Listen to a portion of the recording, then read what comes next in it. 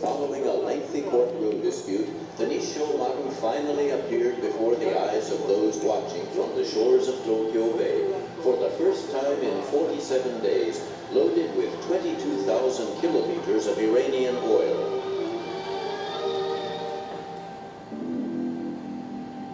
Oil-producing countries in the Middle East sought to review the monopolies on oil rights held by the major international oil companies, the so-called oil majors.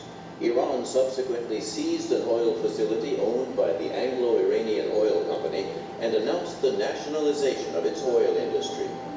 This incident ruptured relations between Britain and Iran and prompted all major oil companies to cease their trade in Iranian oil. In response, seeking new buyers for its oil around the world, Iran proposed a deal with Idemitsu. To Idemitsu, this marked a rare chance to acquire oil directly from an oil-producing country in the Middle East, bypassing the major oil companies. Nevertheless, Sazo Idemitsu did not accept this offer at once. However, as he considered Iran's circumstances, he began to feel Iran in fact was in the right, having endured years of exploitation by the major oil companies. The International Court of Justice had ruled that Iran's actions were lawful, and the U.S. had accepted the actions. After considering these factors and other information, including information obtained through Idemitsu's own channels, Sazo made the decision to import oil from Iran. On March 23, 1953, the Nisshomaru left port in Japan. Only the captain and the chief engineer knew the true destination, Iran. Had the news been leaked that the vessel was in fact headed to Iran, the vessel risked seizure by the British Navy.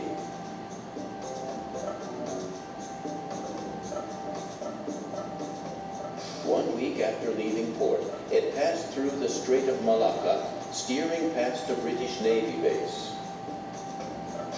Sazo, who had carefully tracked the progress of the vessel and the movements of the British from Idemitsu headquarters, issued final instructions to proceed with the plan.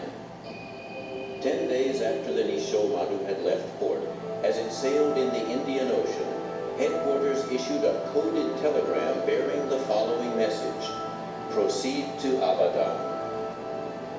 On learning their true destination, the ship's crew were galvanized by the significance of the mission. Greeted by cheering crowds, the Nisshomaru appeared in the port of Abadan on April 10th. While Iran had concluded contracts with a number of companies, none had actually sent tankers for fear of British reprisals.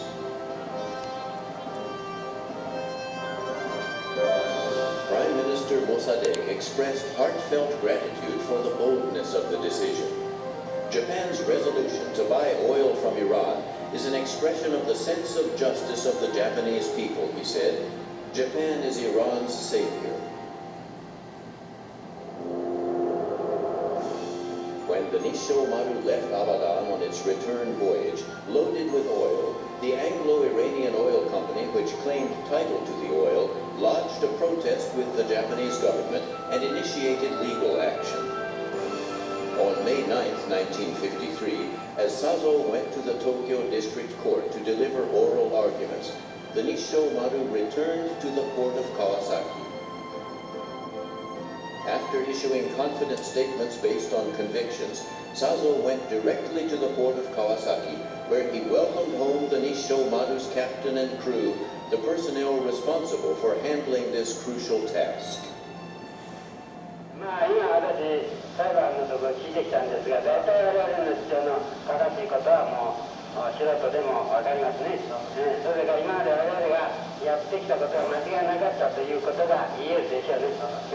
別に今後どうってそれはもう相手の出方ですけどもね、我々は不行禁止に始めるということだけはこの際言い来ると思いますね。裁判は絶対真が悪い。あります。それはいいそうです。以上ですね。今のもやじゃ。これは国際的な問題ですからね。私たちもその卑屈なことなんかやらずにね、堂々とその日本人として行動するということを裁判所に誓ってきたんです。これはあくまでも私の態度はこの態度でいかなきゃならない。これは一日の仕事でありませんから、日本国家としてやるべきもので国民のやるべきことであるから、国民としての態度を失わないということが私の最も苦心しているところなんです。The court proceedings were covered extensively in newspapers and other media, attracting attention throughout Japan. In the end, the Anglo-Iranian Oil Company withdrew its case, and Idemitsu's claims were upheld. This incident marked the first direct transaction between a Middle Eastern oil-producing country and Japan. Idemitsu's resolute behavior, his constancy in purpose and refusal to yield to British pressure, lifted the spirits of many Japanese crushed by defeat following the war. The bold transaction also deepened friendly relations between the two countries.